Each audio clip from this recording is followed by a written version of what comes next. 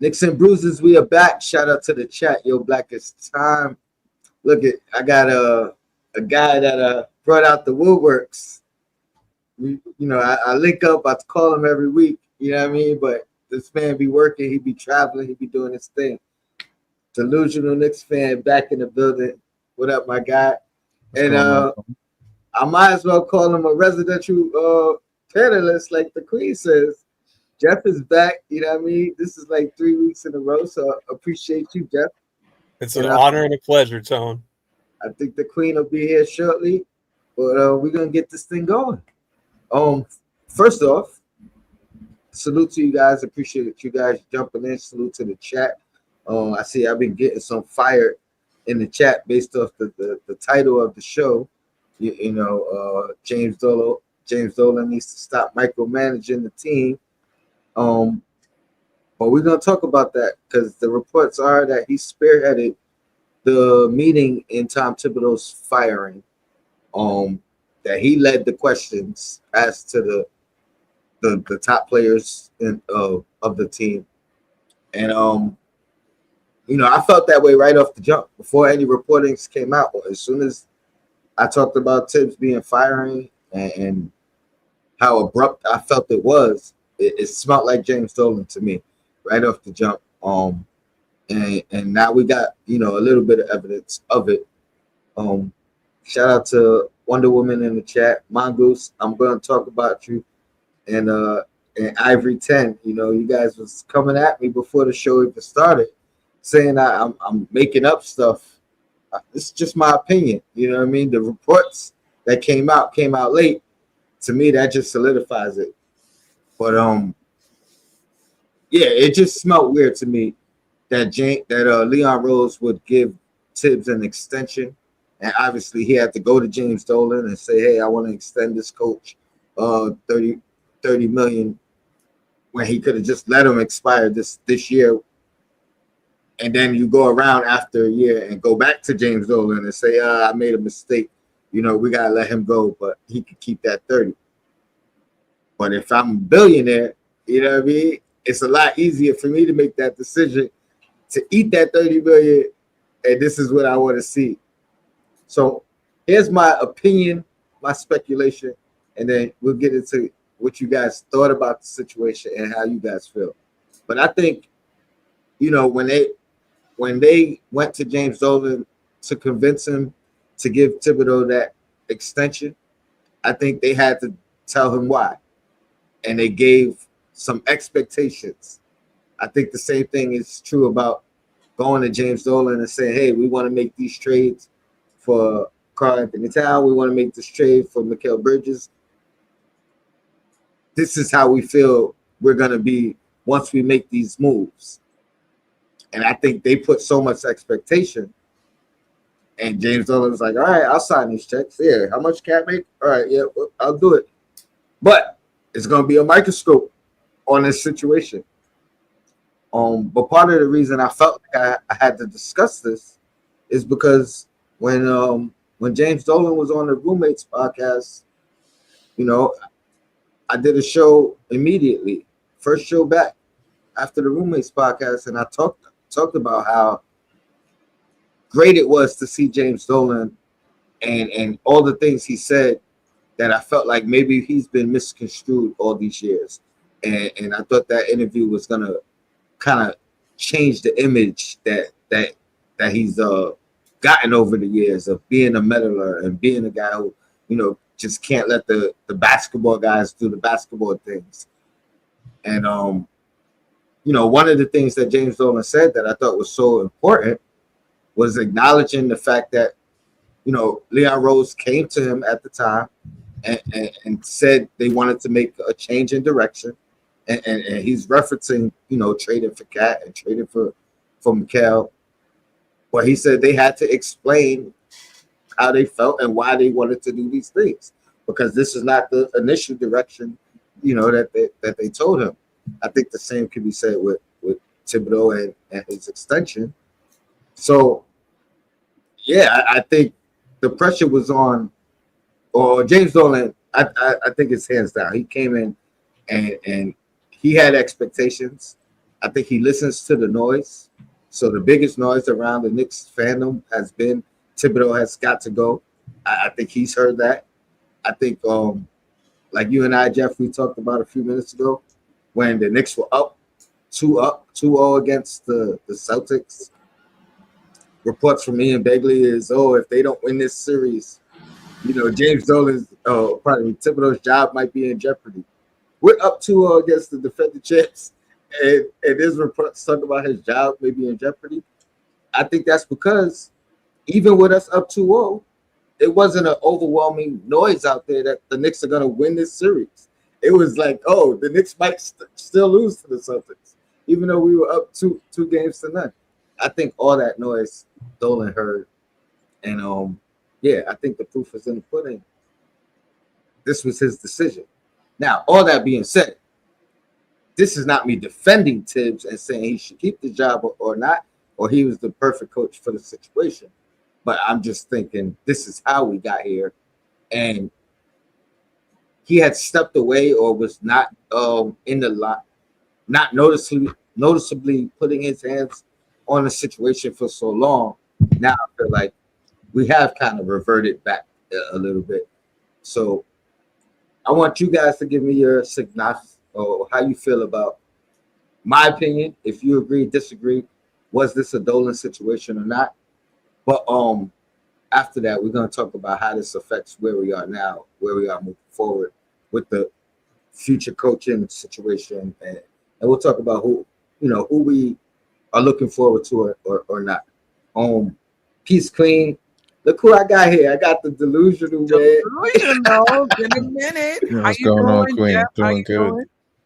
Oh, we can start with you, Queen. Welcome back, Jeff. Yep. Delusional. Take your time. Let's break it down. I actually don't think it was a Dolan decision. Okay. I think there was issues with Tom Thibodeau in that front office for a while. I think from what I'm hearing, there was some in the front office that supported him and others that did not. And I think it had to do with his approach, in terms of playing starters, heavy minutes, not developing or playing the bench, things of that sort. And so I think the seat was always a bit warm.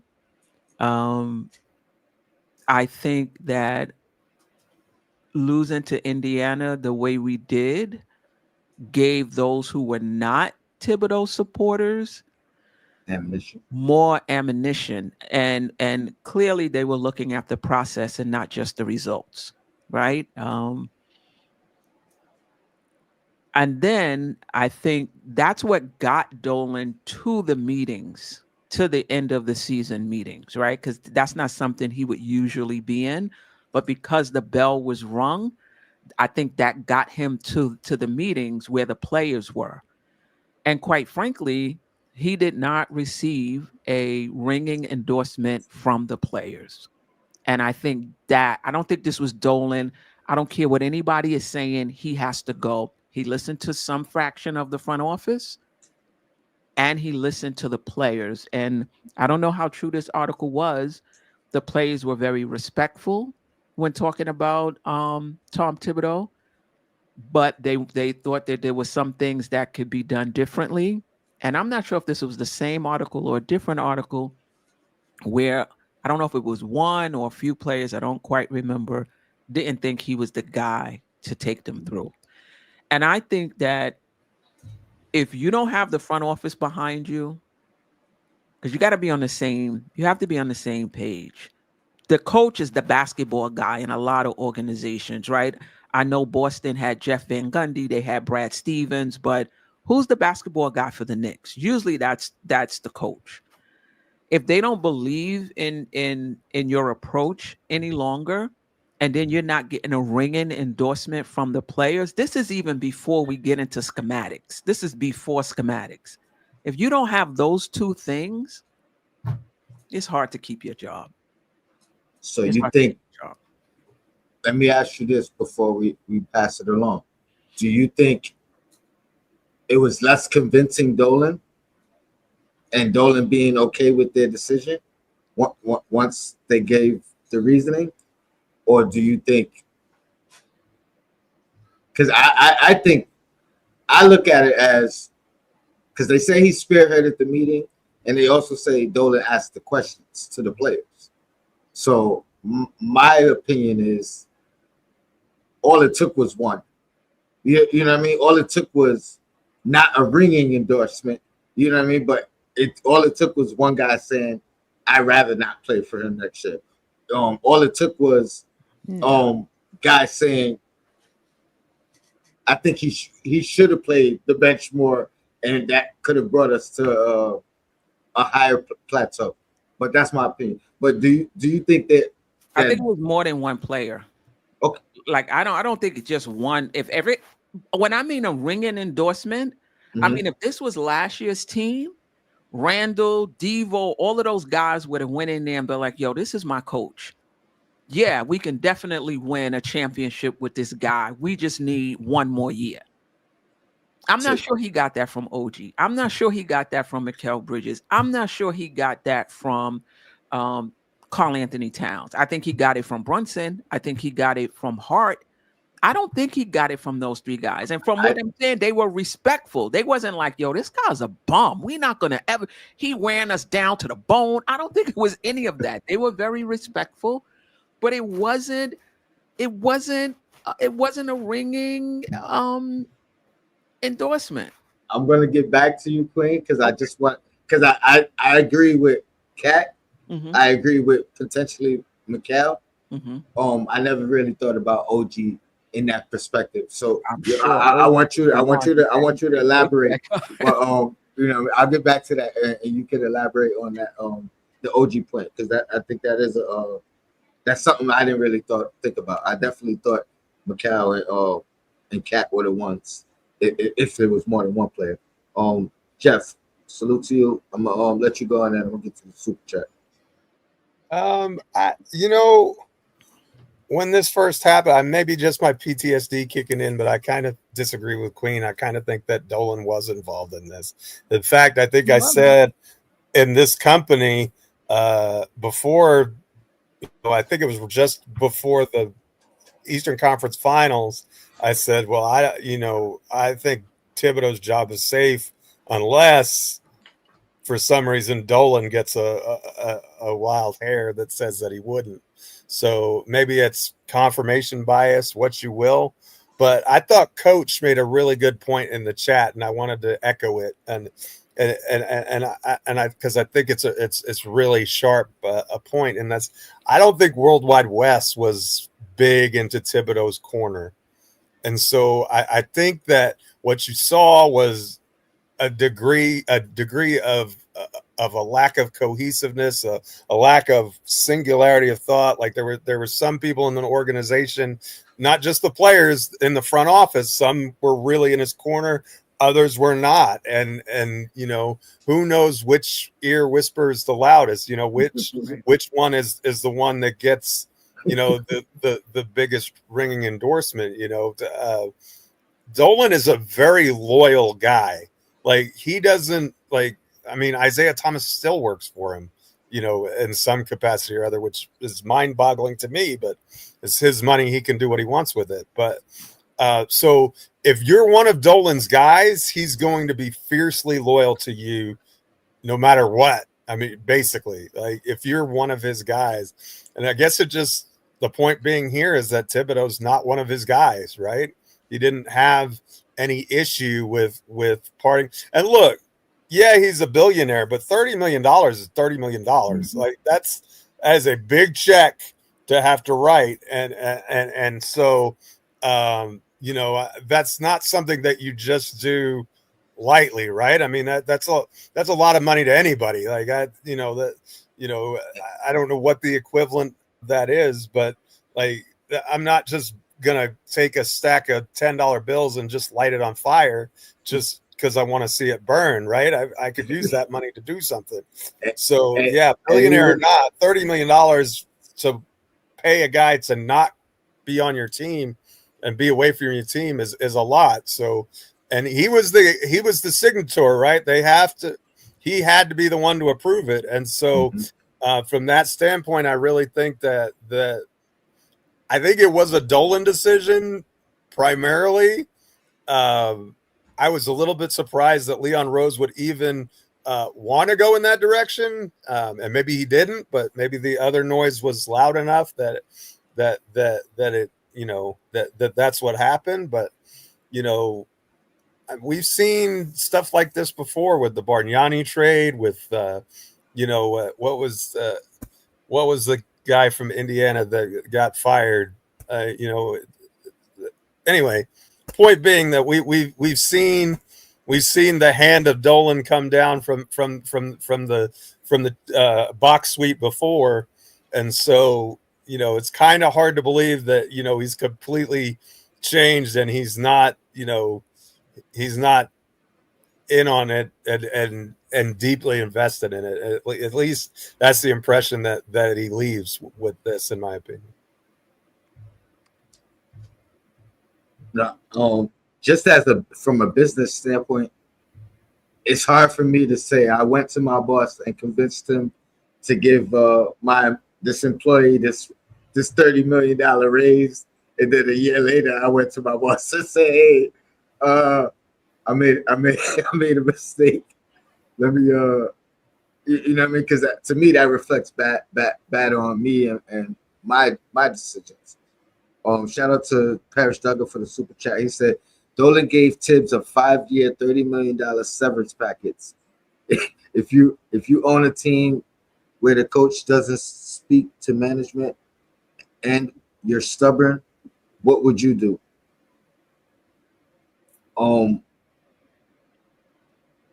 gonna answer that, but I also want to answer. Oh, shout out to you again. He said ex-players everywhere, and none of them saying why. None. That's not true. Kendrick Perkins was very outspoken about the firing of Tom Thibodeau. And to me, it's more important. That's what I was. I didn't even know he said anything, but to me, it's more pertinent on what are other coaches saying, because now we're in a coaching search, and how do other coaches perceive it? Like that's more of my concern. We'll get into that shortly. And then Mongoose, he said, I'll tell you, what if Dolan stepped in and made this decision? That's a great look for that's a great look for Dolan. I disagree with that being a good look for him. But I mean, it could potentially be a good decision for him. I'm not disputing that. I'm really disputing a couple things. The statement that was put out by the Knicks, without me reading it verbatim, but the singular goal for this team is winning a championship, and basically, you know, putting it out there that they don't believe that Thibodeau was the guy to get them to that point. But moving forward, you know, with the next coach, I do believe there's even more pressure, whomever it ends up being, to be, you know, to get us there. So my question is, you know, is there that room for growth to get there, or do they have to get there immediately? Is the expectations that this team is a championship team? Thibodeau wasn't able to get us to that point. The next guy has to be that. And if that is the case, you know, does he even sign more than a 1-year contract? Before I get into that next comment, my bad, Delusional. I forgot you was here because you know this is your first time back, man. It's all good. It's all good, Tom. Like I said, I'm forever grateful. You put me on to the live game. You took me under your wing. You the first one that put me in front of the fans. So I appreciate that. Always grateful. So nothing here. I'm going to take the approach of that. I don't think James Dolan was spearheading this. To be honest with you, and Jeff brought up William Wesley. West, we all know West wasn't a favor of Tibbs.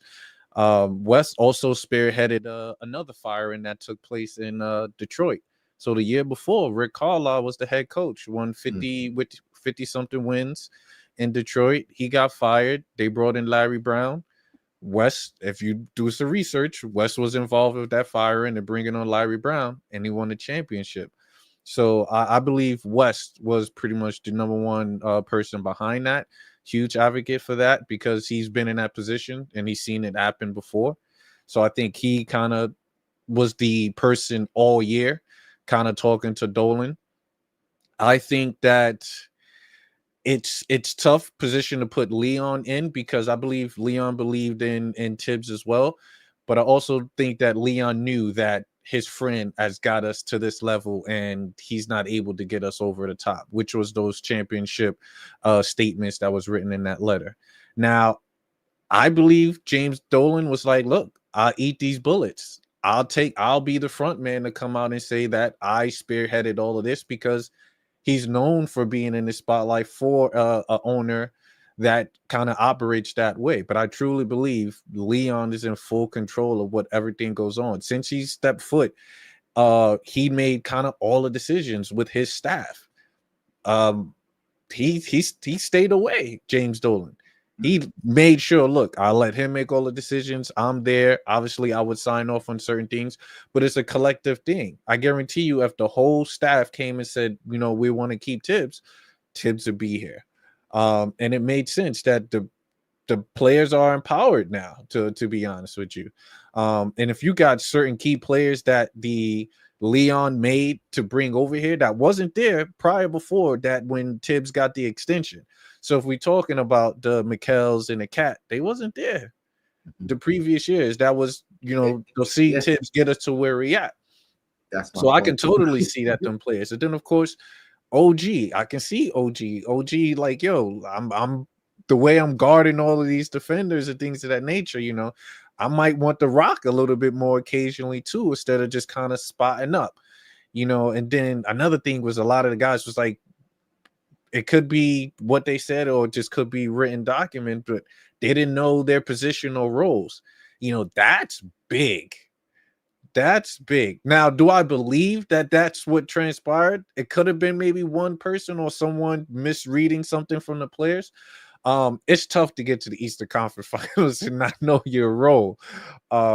So that's why you take things with a grain of salt, honestly. Yeah.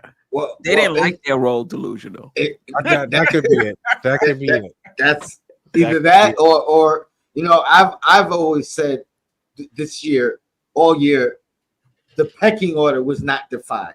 So that could be not knowing your role because you know we knew Brunson was Brunson, you know what I mean, but everybody else, it was almost like get it where you can get it, and it might be your night. You know what I mean? It might be your stretch. So I could see that not being a defined role as far as a defined pecking order. Quinn, I'm gonna read these super chats and then I do want you to elaborate on the OG. Quick visual to kind of go for that aspect is we saw when Brunson went down, you saw an offense, you saw ball movement, you saw these things, right? So it's just like, okay, we go from heavy Brunson Cat to then, you know, they get hurt and then it's like OG was killing, McKell was killing, Cat was killing, you know, the bench was getting a little production, and then Brunson comes back and then it's like Tibs just like, all right, Brunson, do what you do. So that's a great point too, because I mean the question behind that is that on is that on coach, and it's, you know what I mean, because we know what the correlation is, and it's the coach is not a variable in that point. Well, I will make two points to that. Number one, that always happens when your ball dominant star is out of the game. There's more ball movement. You're going to see that on every team because there's not a lot of guys who are going to be able to get their shots, right? Number two, of course, when your best player goes out, there's more room for people to eat because there's less shots to be taken. So I don't think that's a Tom Thibodeau thing, and I think just a Tom Thibodeau thing. And I think we're going to see going forward how much of the way Brunson plays is Brunson. It's possible he can only be his best self pounding the ball.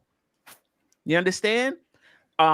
We shall see. I'm not saying he can't be effective. I mean his best self. I mean, pounding the ball. Queen. I mean, if you look at his ascension before here, right, in that playoffs run, it's when Luka went out, dominating the ball. You know what I mean? So I agree that's a question, and you know, I don't know if this was an indictment because we will also see by whomever the next coach is, can they figure out how to mesh that and mix it? Like maybe that was Tibbs, maybe that was Tibbs, and you know, giving Brunson that responsibility, but maybe another coach figures out how to balance that. You know what I mean? So we don't know. Parish Duggar again, salute. He says ex-Knicks players, including their greatest Clyde. No Knicks player is going to talk about Tom. If you're expecting a Knicks player or Clyde to come out in support of Tom Thibodeau and basically not in support of the Knicks organization, it's not going to happen. They're just not going to do that. Especially the former players who kind of in the midst of getting themselves back in the. They know how Dolan get down. You know what I mean?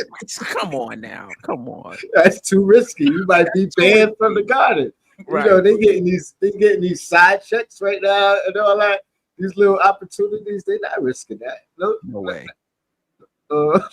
Jay Boogie, salute. Shout out to the chat, the panel. It's orange and blue vibes. Salute. 3 capital S's. Appreciate you, my brother. Queen, go ahead and give me your point on the OG potentially. Potentially. Yeah.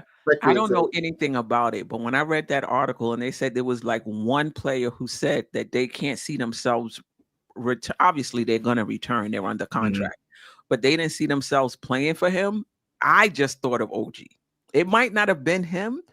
I just thought of him. I think OG is like a quiet guy. He's not gonna be outspoken, so to speak, but I don't know. When I read that, he's the first person that came to mind. Like, he's not happy with his role. He's not happy just being the defensive stopper. And I mean, listen, and this is for the offseason, if the Knicks built a team that was too top heavy anyway, where you're not going to be able to get all of those guys shots, and maybe they could have just went 2 or 3 heavy and filled out the rest of their roster like a little differently. But that's talk for the offseason. It's really hard to have an equal opportunity offense where everybody is getting pretty much the same amount of shots. Is usually the first 2, and your third and fourth options, they're not usually featured. Is when that guy goes down or go out, then they step up. And and that was Mikal Bridges' role when he was in Phoenix, right? When Booker and Durant went out, then he stepped up. You're like, whoa, this guy has more to his game. But usually that third option is not usually featured. And I don't think guys are they're not happy with that. I'm not sure how that changes in terms of number of shots. When you are this top heavy, it is harder to let's just say have everyone be equally as happy with their roles, their shots, you know what I mean? Like, but that's part of what Tibs preached, right? Sacrifice. That's part of the sacrifice of winning. But I agree. Can I say this real quick regarding that? My thing is, right, you look at our offense, right? Our offense, it honestly feels like it's a 65% plays run for Brunson, right? You might have like 10% for OG. Mikal, you barely see any plays run for him, and then it's Cat. That's where a system or anything else can be included. If it's like, I was looking back at certain videos and watching OG, right? In that Indiana series, they had nothing but smaller people guarding OG. So I'm like, yo, why don't we have OG bring the ball up in transition more and attack the paint and open space, right? You've seen in certain instances where he forced that and he got the and ones and got those buckets. So it's like why he has to force those situations, why that can be implemented, so that's my thought process on certain offensive things. We've seen Mikal in the Christmas game running high pick and roll sets where he's hitting mid-range on Jesus Christ, what's the center in Wemby, right? Mm-hmm. Hitting those plays. How many times did we run a set like that late in the playoffs to kind of get Mikal some open, easy spots? So these are things where it's just like, where are these sets, where are these plays that can be included? It don't always have to be just these two players bringing the ball up and then you run a set that's ultimately going to end in one person or two persons' hand. There's ways to do it. I was watching a Carlisle set that I'll definitely send you guys a video that he said one of his bench coaches set it up. He's like, oh yeah, I'm not for sure one of my coaches set this up on the bench, but they did it. That's empowering your bench coaches to draw up plays and utilize that. That's another thing that, you would never see with Tibs because he's like to manage the control on that. But then it was a lot of diversions. You seen Opie cut and flaring, but that was a diversion for someone that's popping up top, things of that nature. So it's just the creativity with the offense where you have about like 9 spots where somebody can score. So it's not necessarily you feeding the players to these additional players, but they have spots that they know what they could be in, which is to their strengths and that they can get a bucket. I agree with you in terms of offensive creativity. That's not my argument. My argument is if you're a third or fourth option, you're not going to get as many shots as the first or second option. That's the only thing I'm saying. Yeah, I would love to see more offensive creativity. But even with that, if you're a third or fourth option, usually what you get, they don't usually, most coaches don't usually run plays for third and fourth. They might, but that's not like a main thing. Like we're going to run for our first, our second, our third. That's usually those guys eat off of the options, off of the other guys. They may run a play here or there. Don't get me wrong. That's not what I'm saying. And we've seen them running a play for OG where he can get the ball at the top and go downhill. It does happen. The point I'm trying to make is there is a pecking order in terms of shots. That's all I'm saying. And if I don't think that gets the Bridges or OG is going to be the third option. Or 3A, 3B, no matter who's here, those other two guys are going to get more shots. And the league know that, which is why they get to stop us. I want to highlight a few comments. I'm running through them. Parrish Decker, he said, I'm so glad the Tibs excuse makers got shut up by Leon Rose and Dolan. That nostalgic. Tibs and the roommates ran the offense. Miguel P. Tibs never treated the bench like an extension of the starting five. He used them like spare parts you grab from the bottom of the toolbox in the back or the back of your closet. See, I like that. That's perspective. Like again, and you could call me a Tibs defender or whatever. I'm never saying that this was the wrong move. It's really about the optics, the timing. This may very well be the right decision. And I've always pointed out Tibs needs to use the bench more, empower the bench, for the later end of the season. I've always went to bat for guys like Precious, who's been here before, who should have at the very least earned that, like Tibbs' trust to be utilized more down the stretch this season. So, and again, we're about to transition to how appealing this job is. But I think there was 2 more. Keith Turner, I don't understand. Some Knicks fans, you're supposed to be happy Tibbs is gone. I don't know about happy he's gone. Yeah, I'm excited about what the future holds, but I do have some concerns because we don't know who the next guy is, and if coaching is that much of an importance, and the guys who had a strong stance on Thibodeau not being the guy, I still don't understand how you could be happy without knowing who the replacement is. Correct. You know what I mean? Like, so to me, it's like it's in limbo. It's more concern and anxious and you know, we got a lot to talk about this offseason, so that's always great. Yeah, I mean, it's fair to say, like, for me, I think it was the right decision. Again, just given with the front office and the players, but it's still a risky decision, right? It's still a risky decision depending on who you bring in. Like the Knicks can go on and win a championship, like Steve Kerr. God forbid they could go the other they could go the other way and take a step or so back, right? So, but you got to do it. You can't just be like, oh, you know, we don't know who else is out there, so we're not going to do it. And I ain't even gonna lie, I definitely felt when they did it, I thought they already knew where they was, the direction they was going to move. Like I thought they had somebody in the back pocket. And not saying they don't, because you know, optically you do have to do a search and everything else. But I don't feel that strongly anymore about that being the case. I do think they are gonna be looking. So my next question for you guys is how appealing is the Knicks job? And I want to talk about it from a couple of levels of perspective, you know, because obviously, you know, if you even if you know you might not have the job for more than a year, you know the money is guaranteed, right? So they're gonna have it for more than a year. They're gonna have it for more than a year. Listen, I hope so. I hope so. You know what I mean? But again, it feels like championship or bust for whoever comes in.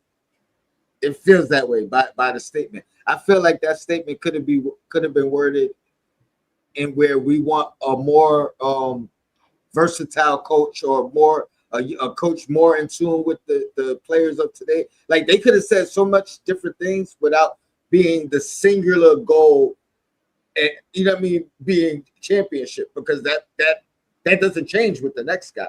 The singular goal is still going to be the singular goal no matter who comes in. So if you don't reach it, I feel like you at the very least got to make a statement. You know what I mean? You don't got to fire the guy. I don't want them fired, but you know what I mean? You got to make some kind of statement as to why you feel like he's still the guy, or it didn't transpire for us this year. Well, that's my point of that. But how appealing is this job from even like we've heard about guys under contract as being you know, guys the Knicks want to talk to, Jason Kidd, Ime Udoka, you know what I mean? Like, so even from that perspective of you're in a current situation, how appealing is it to leave your job to come take the Knicks job? And then also, you know, even if you're unemployed, how appealing is this job? Knowing that it is championship. I won't say championship or bust, because you got to look at it positive. There's a championship team, but the expectation is there with that. You know what I mean? We'll go backwards. We'll start with delusional and work our way to the clean. Oh man, I think this is probably a tough question to ask. Due to the fact, like you said, with the whole, like if you are employed with the Ime Udoka or Jason Kidd aspect, would you leave, you know, your current situation? With Jason Kidd, I'm kind of torn with that, because he actually got a solid squad when healthy, you know, but then that's the issue. And he has 2 years left on his contract. It's got extended too, right? Correct. If I'm Jason Kidd, I would take the Knicks position, due to the fact, you know, you're familiar with the organization, you're familiar with some of the players that's been there, you're a player coach, you've dealt with the ISO heavy forwards or guard, as well as dealing with certain bigs, so you can create schemes that can possibly work with that. But outside of that, first year coaches or any coaches that are pretty much on the bench right now, I think they got to stay away, because this is a tough job to handle. Like you said, the expectations from just Knicks fans in general For me, it's Eastern Conference Finals or bust. And on Queen's show, I said this year was Eastern Conference Final or bust, and everyone looked at me like I was crazy. But that's the expectations that I had for them, and I think there's millions of individuals that think the same way. That a coach needs to come in and establish something. They're looking to utilize the bench, develop the bench, also the proper way, defensive scheme, offensive scheme. So whoever applies for this position or get this position, it's going to be heavy. It's going to be a lot. You got to deal with the New York media. You go on a 2 or 3 game losing streak, that's going to be in the papers. You don't utilize the bench one time at a point in time, that's going to be something. Or a player outspoken on something, that's going to be something. So it's going to be tough. That's why I think, like, that's why I'm kind of scared going to this. Like, I thought, like you said as well, Tone, that they might have somebody already set in line. But if that was the case, I think they would have done it pretty soon and quick, because you have the free agency, you have the summer league, you have all these things, you know, that's weighing on us that we need to kind of get it done quickly. So it's tough to answer it. I think ultimately whoever comes here, whether they're employed or not, it's tough. It's tough, which is why it's going to take a long time for them to bring somebody in. Jeff? It's a great job. Why would you not want to come into a situation with multiple all NBA quality players and high level role players, and a team that won 51 games and was 2 games away from the NBA finals with a job that most of the fan base is now saying is a terrible coaching job by the guy that was the predecessor. So, you know, according to that logic, if you just a halfway decent coach, you're in the NBA finals in a walk, right? But you still got to get to where he got or further. for sure. But this is a time of excitement for the franchise. Like, players always say they love to play at the Garden. You always hear that, even from visiting players. I think that coaches want to coach at the Garden too. It's the Mecca for a reason. I think it's a premier job, even when we're not that good. But when we have what we have right now, I think coaches want to win championships too, and this roster is not that far away. And so, whatever comes with that. But these guys are competitors, and they're not. I don't know a single head coach who would be at this level that's like not confident enough in their own abilities. Like, I'm only going to be here 1 year. Like, you feel like, yeah, I'm going to get there and I'm going to make it work, and I'm going to be there for the length of my contract because I know what I'm doing, right? That may not work out that way, but certainly if you're not going into the job with that mindset, do we want to hire you anyway? Right?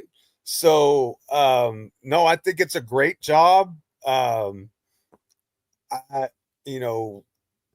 also think that you have to remember who this front office is, and they typically are very meticulous. Even if they had a guy in their back pocket, they're going to make sure all their I's are dotted or all their T's are crossed, all of the avenues are explored, and then they may go back to their original premise, whether that be Johnny Bryant or whatever.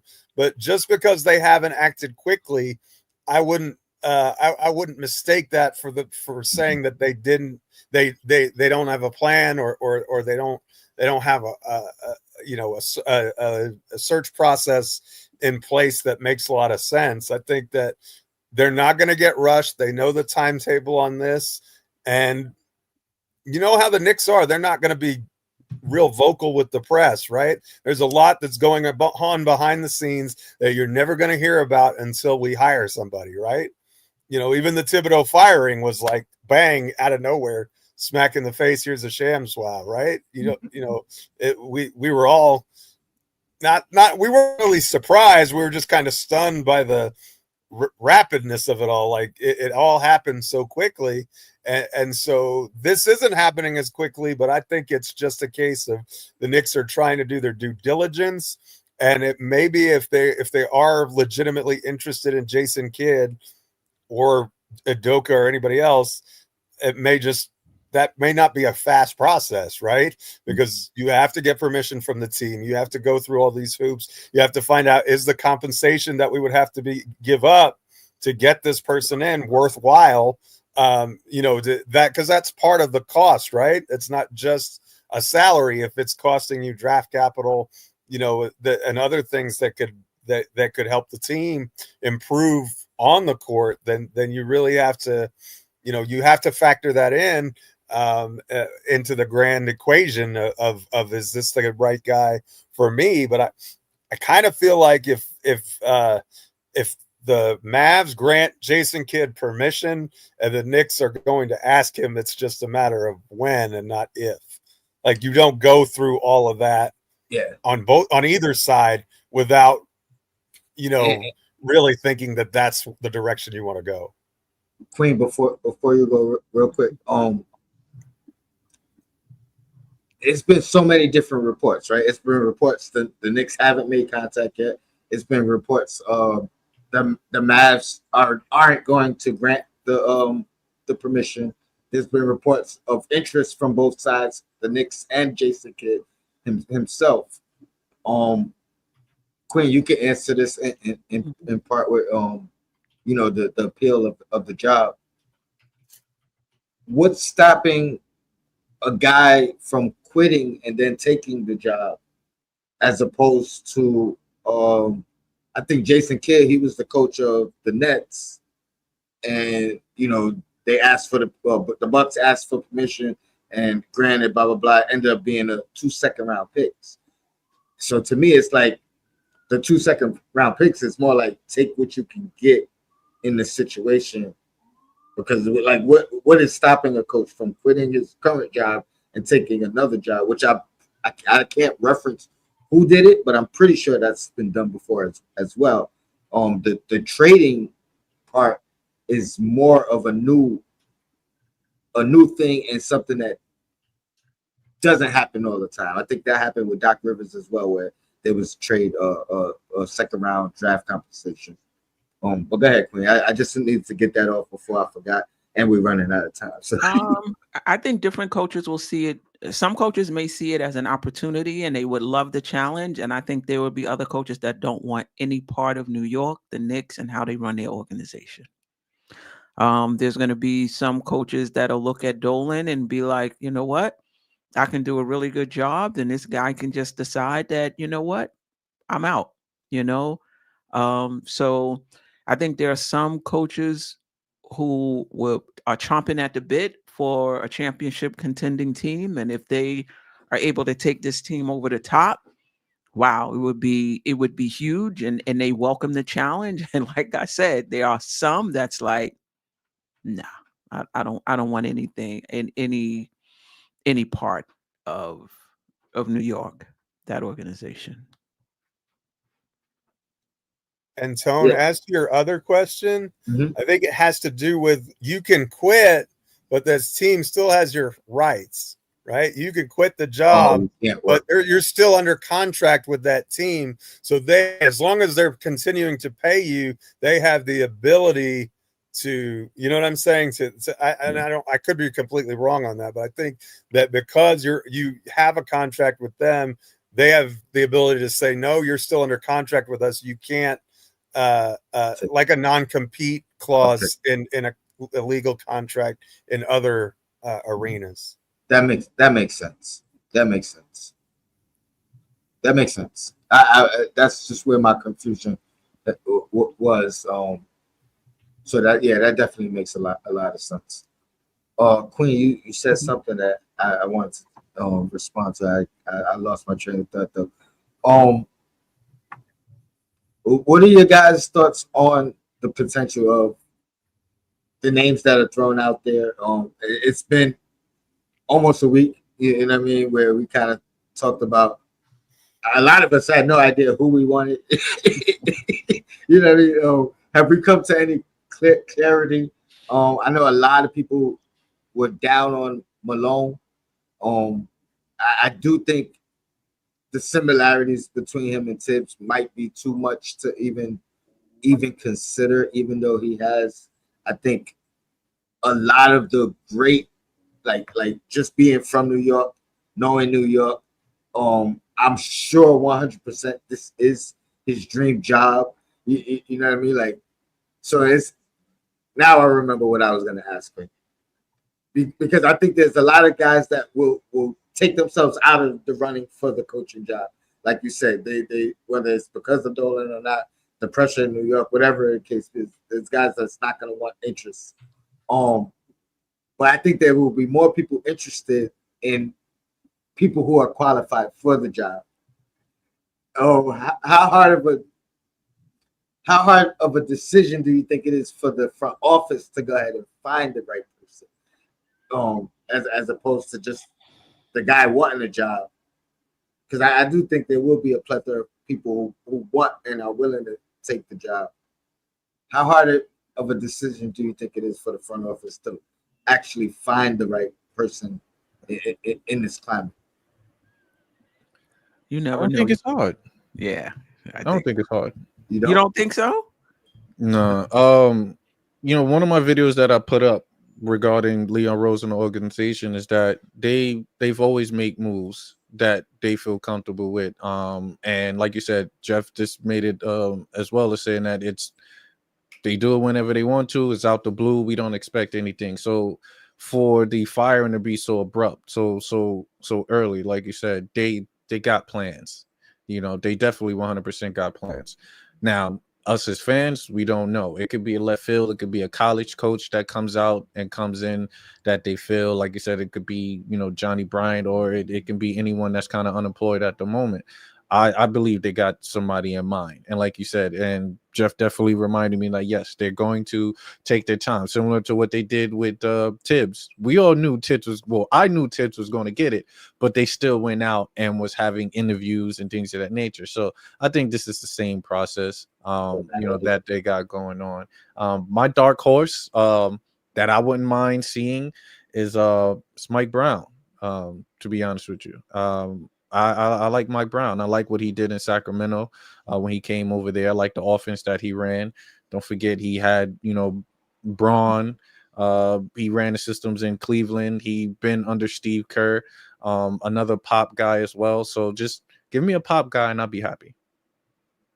I just want to respond real quick. I got no qualms with Brown in particular, but the idea that he lost the players down the stretch in Sacramento, it's scary to me. I had another thing that kind of scares me about Mike Brown. But I feel like no matter who the name is, it's gonna be something that scares me. Jeff, your thoughts, Queen, and then we'll get out of here. Mm-hmm. Go ahead, Queen. Oh, I don't know if I have a particular coach per se,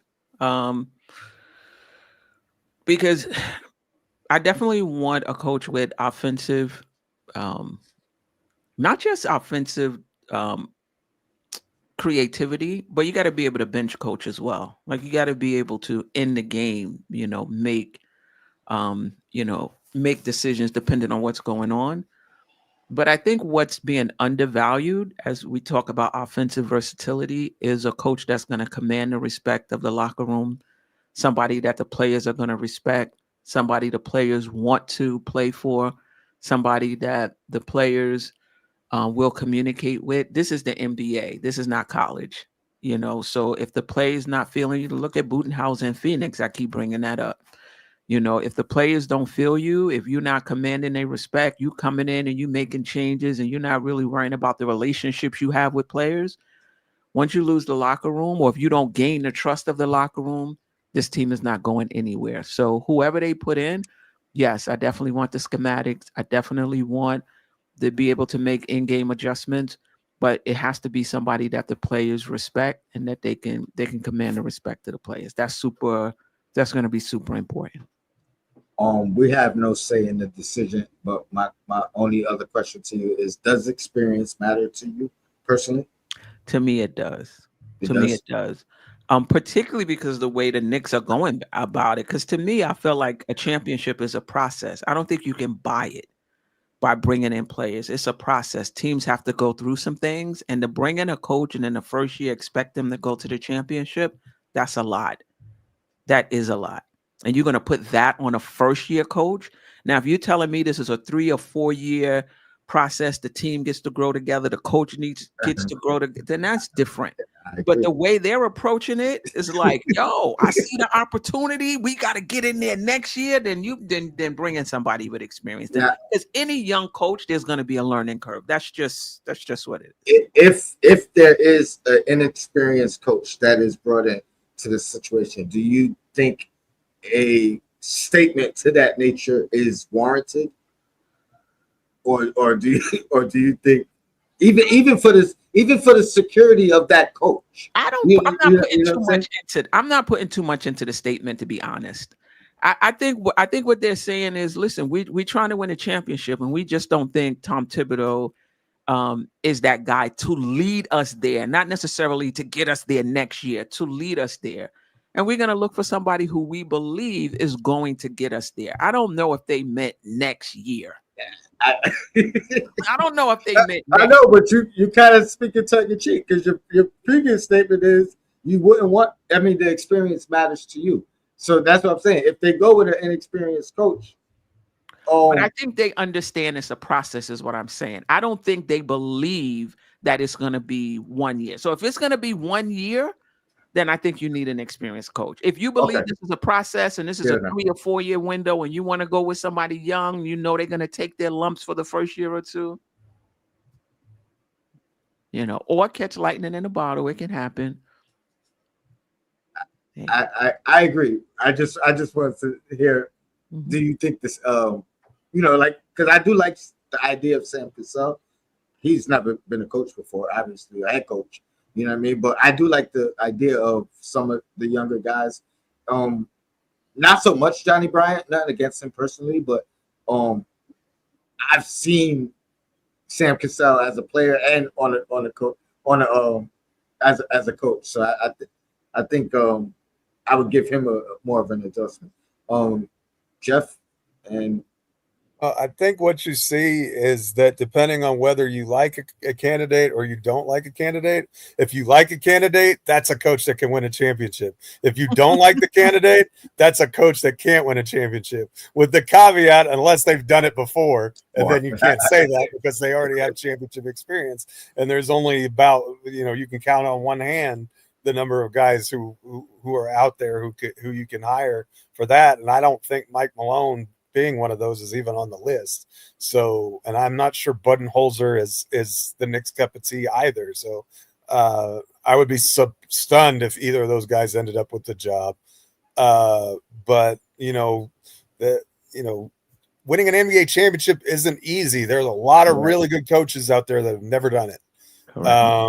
And I feel like we're going to do our due diligence. We're going to get a guy in here that is good and is going to be different than Thibodeau in certain aspects, but what you gain in those aspects you may lose in some other aspects, and preparedness and those sorts of things, which Thibodeau was very good at. Like, he raised the floor of this team quite a bit, and this isn't a team that I feel like can take a step backwards. Like, if we're talking about losing in the first round of the playoffs next year, I think that's a definite step backwards. So, but I say that with expectations are a good thing. When you're where the Knicks are at, you should have expectations to play for and win a championship. Like, that's why you're playing. Like, if you're the Washington Wizards and your organization is a train wreck, okay, you can say, well, yeah, we want to win the championship, but, unless like 29 other teams have a plane crash, that's not happening, right?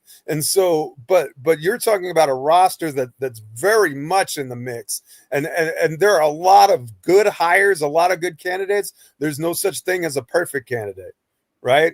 Anybody that we bring in here is going to have his flaws. Anybody that we bring in here is fans are going to be unhappy with, and fans are going to love it. And then there's going to be both, and that's part of what we do this, right? Because that's the discourse that's fun and interesting, and those are the takes that help us to learn more about this team.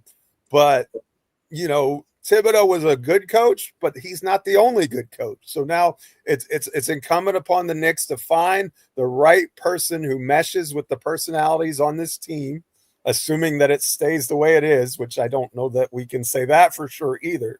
But as it's presently constituted and moving forward, someone who meshes and can best utilize the talent on the team. And I think if you want to talk about the one criticism of Tom Thibodeau, and this is from someone who supported him in his time here, is that I don't think he maximized the talent on this roster.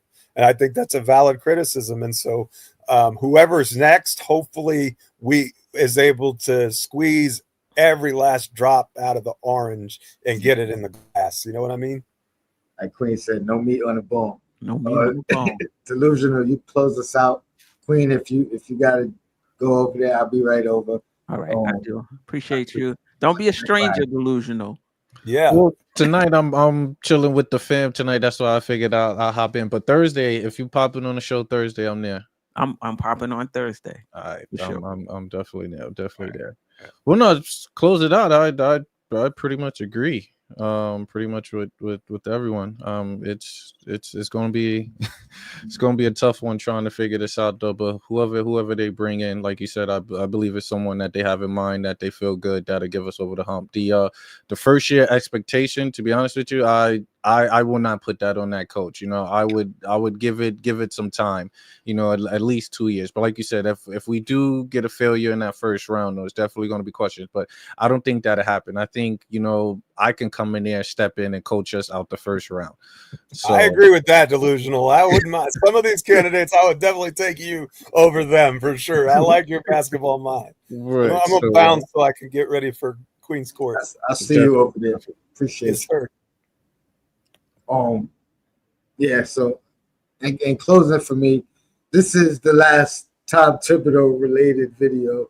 Hopefully this is the last, you know, James Dolan related video, unless it's in some type of a positive light.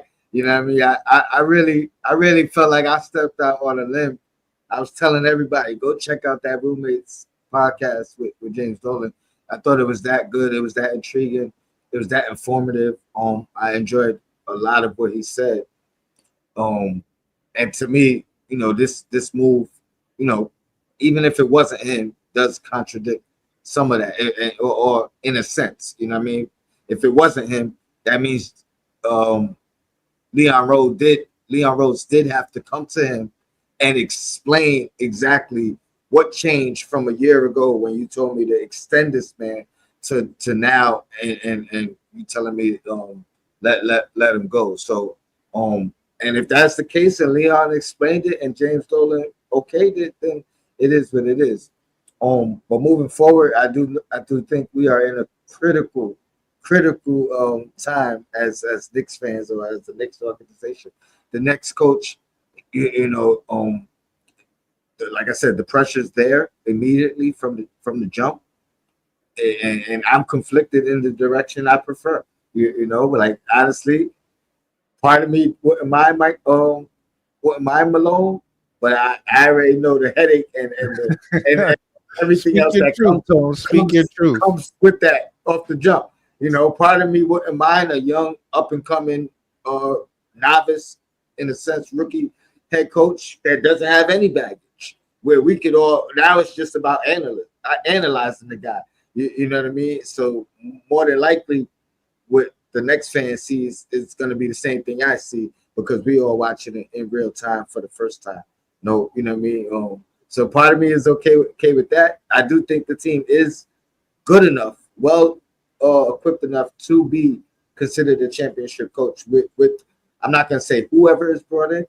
The only person that's on my list that I absolutely do not want is Doc Rivers. You don't want that? No, he is the one guy that I 100% do not want. But anybody else, man, I'm gonna live with it. I'm a Knicks fan first. But yeah, we got to continue to build and give the next coach, some grace. I do think it is unfair expectations to expect the next guy to come in and out the gate.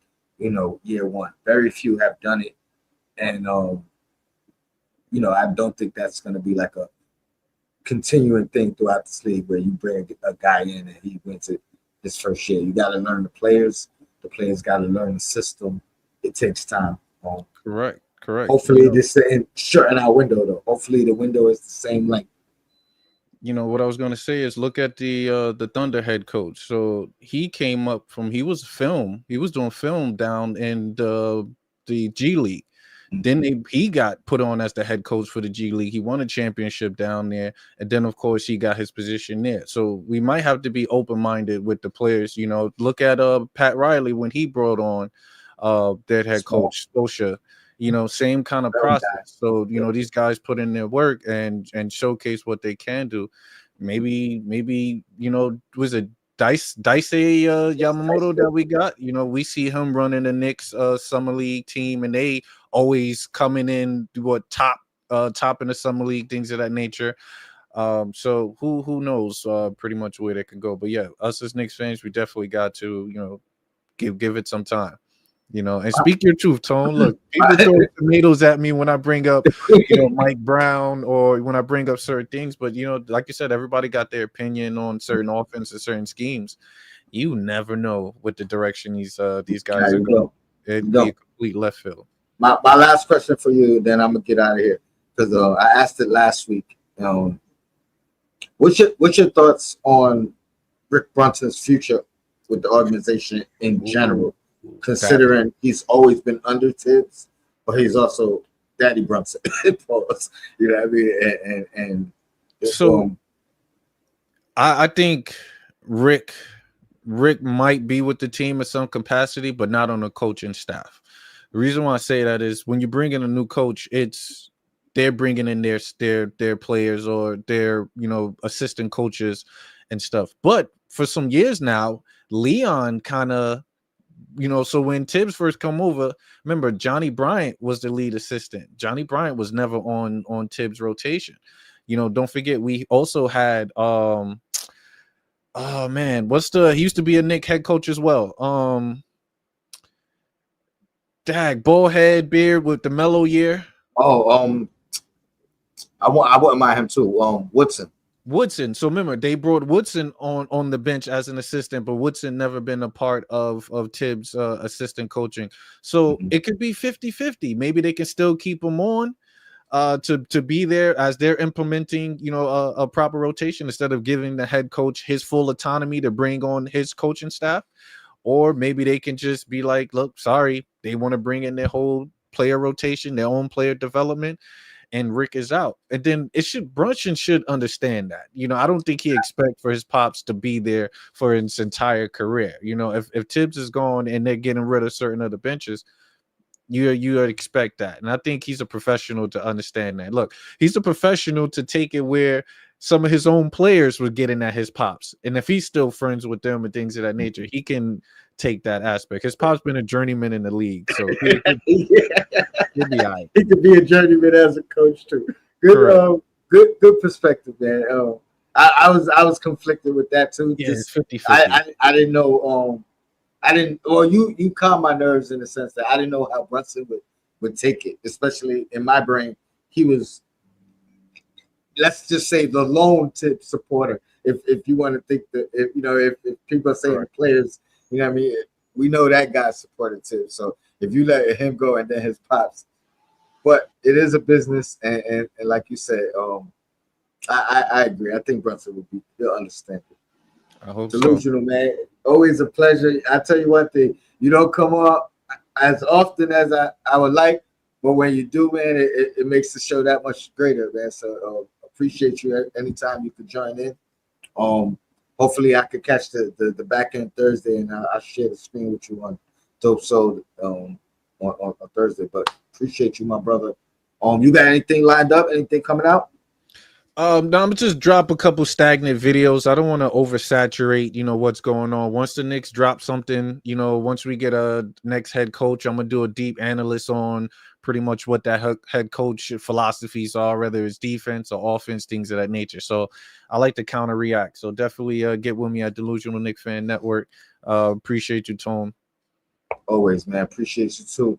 Shout out to the chat, man. Until next time, your blackest time. We out of here. replay gang, silent listeners, appreciate y'all. Everybody that hit me with a super chat, appreciate y'all as well, man. I'll see y'all on Queen's Court. Yeah.